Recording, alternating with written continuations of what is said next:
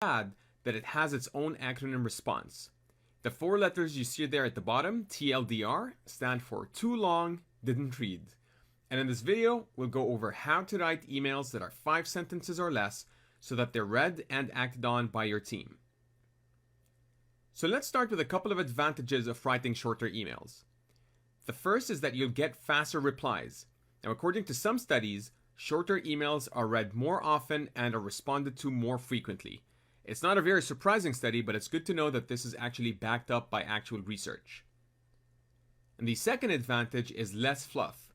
So you'll actually force yourself to remove all the fluffy language that could dampen the message that you're trying to communicate. And the sweet spot for shorter emails seems to be 5 sentences or less. In fact, there's this whole website dedicated to that with the link there, 5.sentence.es, and you can check it out. But of course, this is just a heuristic and a guideline, and you could go a little bit above 5 sentences or a little bit below, but that's what you should shoot for. And in the next few slides, we'll go over 3 tips that will help you write shorter messages that are 5 sentences or less.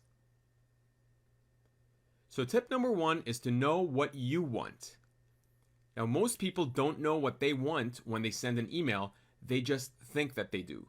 And I know this might sound elementary, but this is partly due to a form of cognitive bias called the curse of knowledge, where things might be clear in your own head, but not translated the right way in text. It's a pretty cool phenomenon. You can Google it and check it out. There's a lot of interesting studies that back that up. And the reason for sending an email should be 100% clear, and you should ask yourself, what do I really want the recipient to do or to know as a first step before writing a single word?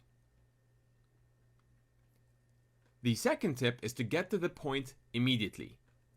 So after clearly knowing what you want, get to that point as fast as possible and right at the beginning of the email. Don't dance around or pad your message with useless verbiage. Start with the most important information first. So if you want someone to do something, write out what those actions are. If you want to inform them, just say so. And if you would like feedback, explain that clearly as well. And that's how you keep your emails short and to the point. The third tip is to highlight a lack of required response or action. So if you don't need or expect a reply to your email, then state that in your message as well. At the beginning of such an email, I usually type FYI, for your information, or NNTR, which stands for no need to reply. And this gives readers permission that the response is not required, and it makes life a little bit easier for them. And it also helps them prioritize emails when they're overloaded. A similar one is no action needed, where you don't expect your readers to take action and the email is just for awareness.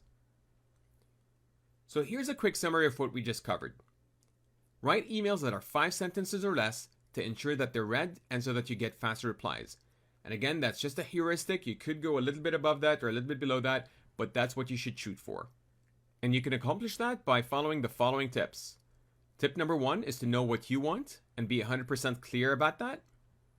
Tip number 2 is to get to the point immediately. And tip number 3 is to highlight a lack of required response or action. Now, a quick note about that, all those tips apply to forwarding emails as well. So when you do forward a 35 email thread to someone, make sure you spell out at the top what you want them to know or do. And that's it. Thank you so much for watching.